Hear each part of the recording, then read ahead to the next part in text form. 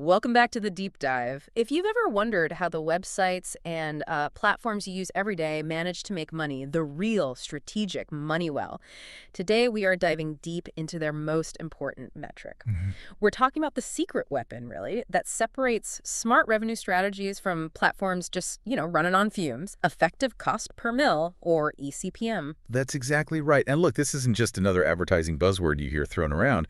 It really is the ultimate measure of performance for the people selling the ad space, the publishers. Yes. We've Right. been immersed in sources detailing the calculations, the advanced tactics publishers use to maximize their profits, and also the sophisticated ad intelligence tools that drive this whole system. So our mission today is simple. Give you, the listener, a shortcut. By the end of this conversation, you'll really understand how digital platforms monetize their content and why obsessing over the E's in eCPM is basically the publisher's report card for profitability. Let's jump right in. Okay, so before we get into the leads, let's maybe nail the core distinction first. We often hear CPM thrown around. Cost per mille, cost per thousand impressions. CPM. CPM is fundamentally a pricing model. It's used mostly by advertisers to set budgets and strategize, how much they want to pay to get in front of 1,000 users. Okay, so CPM is what the buyer, the advertiser pays. But the seller, the publisher, they care about what they actually take home. Right, exactly. That's precisely where the effective part comes in.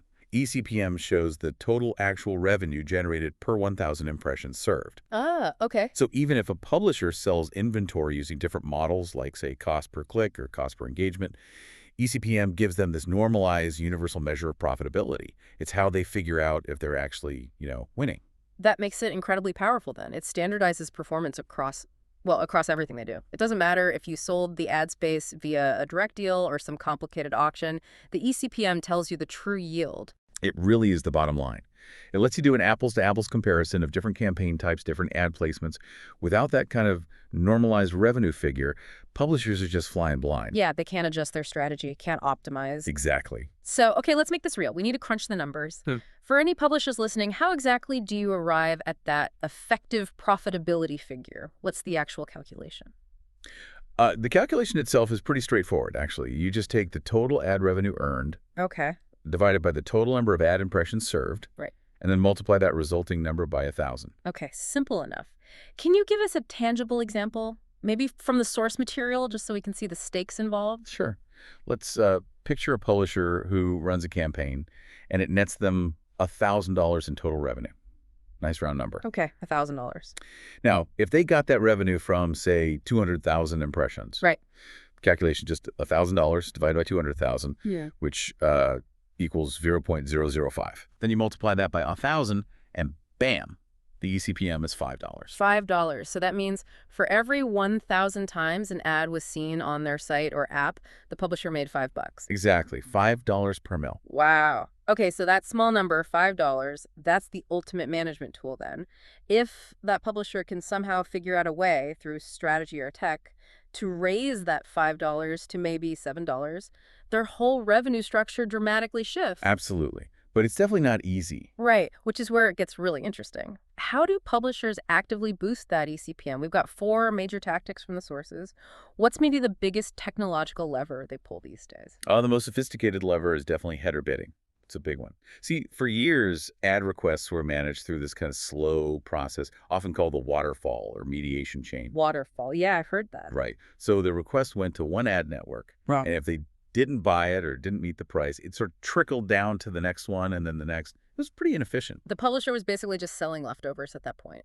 Pretty much, yeah.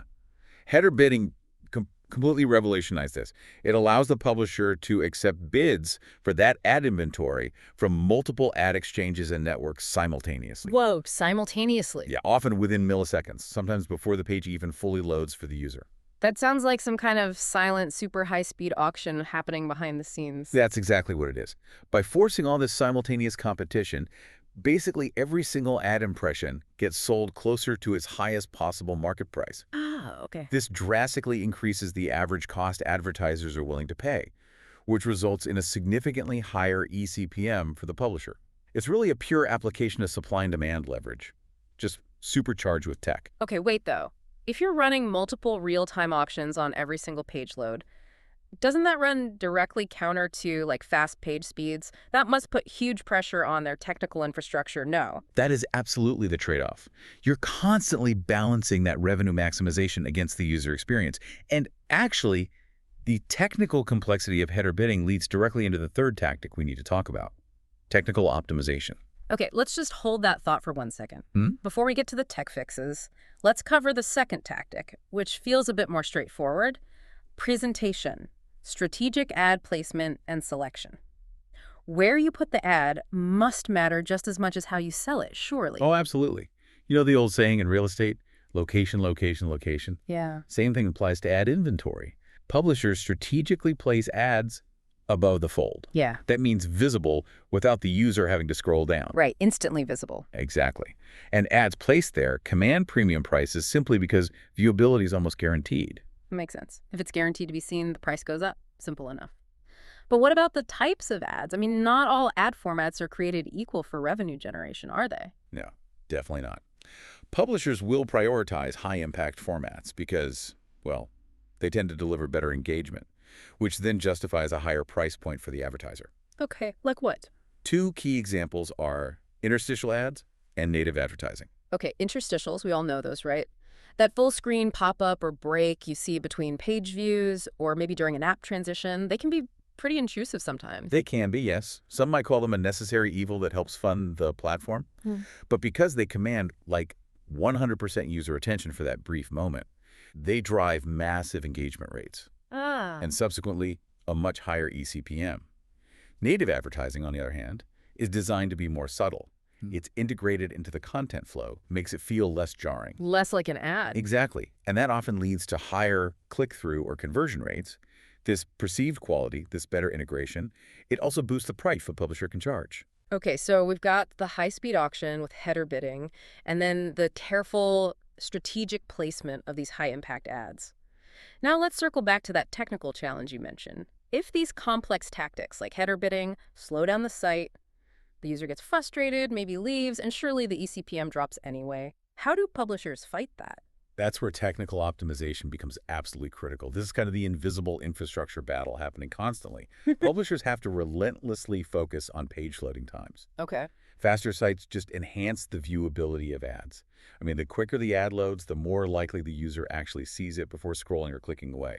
And it improves the overall user experience, the UX. Right. Better UX means users stick around longer, see more pages, more impressions. Exactly. Yeah. Which fuels a higher overall eCPM. This includes managing the performance overhead created by those header bidding scripts we talked about, ensuring smooth delivery, image optimization, all that stuff. This feels like where we start blurring the lines between just like execution tactics and the actual data you need to validate them. How do they really know if that intrusive interstitial ad is worth the potential momentary dip in user happiness? Yeah, that's exactly where ad intelligence really comes into play. You don't guess, you measure. Publishers use things like ad benchmarking to compare their performance constantly. How does that work? Well, they look at other brands, other channels, different geographies. They see what's working for competitors. If their competitors are successfully running, say, interstitial ads with high eCPM and acceptable user retention rates, then they have data suggesting the trade-off might be worth it for them too. Got it. So ad intelligence stops them from maybe slowing down their site for an ad format that might not even pay off in their specific context. Precisely. It helps validate those strategic choices with hard data. Fascinating. Okay, so we have one more major tactic used to maximize inventory utilization that came up in the sources, the daisy chain. What's that about? Right, the daisy chain. It's fundamentally different from the simultaneous bidding you see in header bidding. It's more of a fallback mechanism, but it's equally essential for maximizing something called fill rate. Fill rate, meaning getting an ad into the slot. Exactly, making sure the space doesn't go empty. The daisy chain is a sequential ad serving technique. Okay, explain the sequence. Is this kind of like having a reserve list for a really high demand product or something? That's actually a perfect analogy. Think of it like this. The ad request goes first to network A. If network A can't fill the spot for whatever reason, maybe they don't have a relevant ad, or they can't meet the publisher's minimum price floor. The minimum eCPM they'll accept? Right. Then the request immediately and automatically falls back or chains to network B. If B can't fill it, it goes to C, and so on, down the predetermined chain. Ah, okay. This sounds pretty essential then for maximizing revenue for maybe lower value impressions or perhaps highly specific niche inventory that not every network wants. It's exactly right. It ensures that the publisher has the highest possible chance of filling every single available impression with some ad, ideally the highest value ad willing to buy at that moment down the chain. By optimizing those fill rates, even when the primary bidding networks fail, the daisy chain helps make sure you get the highest possible revenue per impression overall, driving that total eCPM upward. Okay, and this must connect directly to the idea of channel intelligence, which you mentioned is part of that larger intelligence ecosystem, right? Because publishers aren't just on websites anymore. They're trying to maximize monetization across every platform, social, mobile apps, even connected TV now. Absolutely. If we connect this to the bigger picture, the daisy chain is powerful, but only if you know which networks to put in that chain and in what order. Right. So intelligence tools track programmatic ad spend specifically on channels like connected TV or CTV and social networks.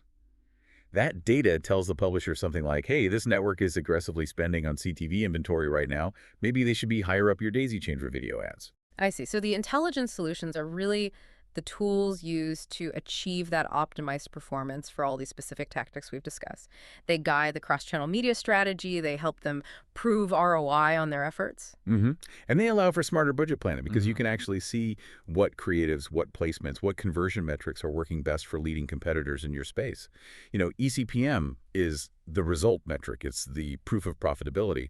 But these intelligence solutions are like the dynamic mapping tools used to constantly adjust and optimize the path to that higher number. It sounds like an endless feedback loop then. Data leads to strategy. Strategy hopefully leads to a higher eCPM, which generates more data. That's the game. It's a Yeah. constant cycle of optimization. Okay, so what does this all really mean for us, for the listener?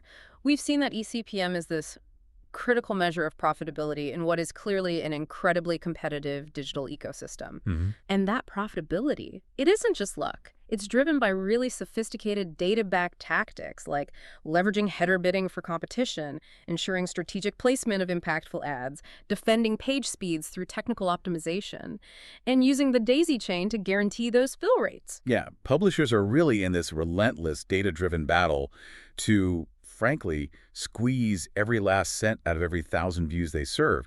They have to know their value instantly and optimize constantly. So this raises, I think, an important question for you, the listener, to maybe think about next time you're online. Here. Think about the websites you frequent that rely on advertising.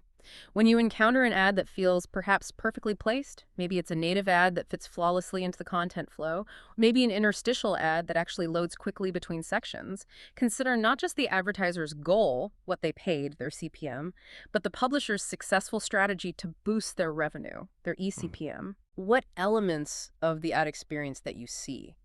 What you think might be the result of that strategic placement or that technical optimization designed specifically to drive that above the fold visibility, and maybe what risks is the publisher taking with your user experience to try and achieve that competitive edge. Yeah, definitely something to mull over the next time you browse and encounter the business of clicks and cash. Indeed. Thanks for joining us for this deep dive. See you next time.